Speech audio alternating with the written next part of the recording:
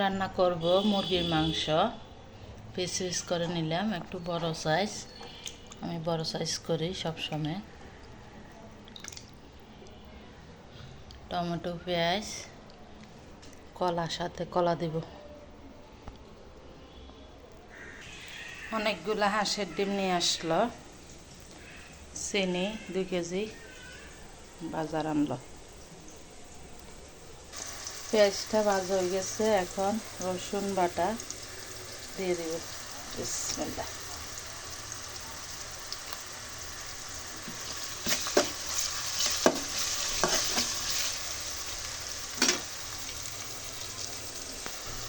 পেঁয়াজটা একটু লাল লাল হয়ে গেছে, এখন টমেটোটা দিয়ে দিব। বিসমিল্লাহ।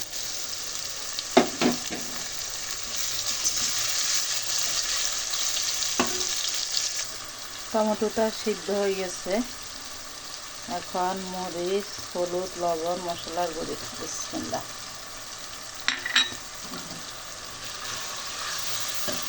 হালকা পানি দিয়ে দিব। এখন গরম পানির সাথে বসা রেখেছি।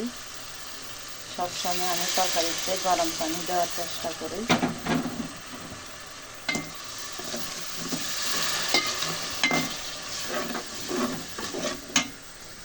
মশলাটা কষানো হয়ে গেছে, এখন মাংসটা দিয়ে দিব। বিসমিল্লাহ।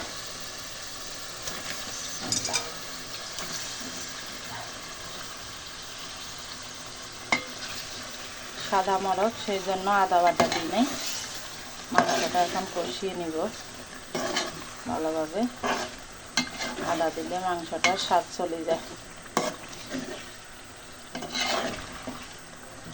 সিদ্ধ হয়ে যায় অতিরিক্ত, তখন আর মজা লাগে না। সাদা মরচে আদা না দিলে তাহলে মজা।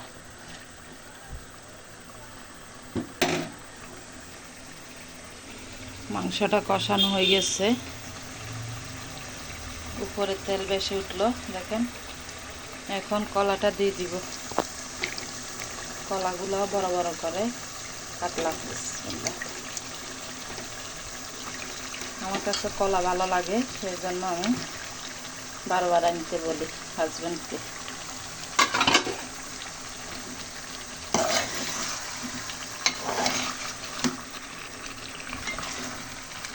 আমার কাছে অনেক ভালো লাগে। কেউ কেউ সাদা মরচের সাথে কিছু দেয় না, শুধু কষায় রান্না করে। কষায়ও খাওয়া যায়, তরকারি দিয়েও খাওয়া যায়।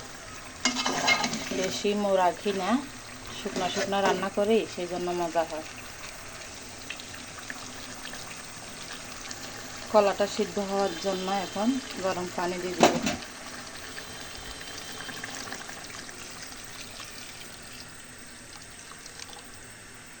সবগুলো দিয়ে দিলাম।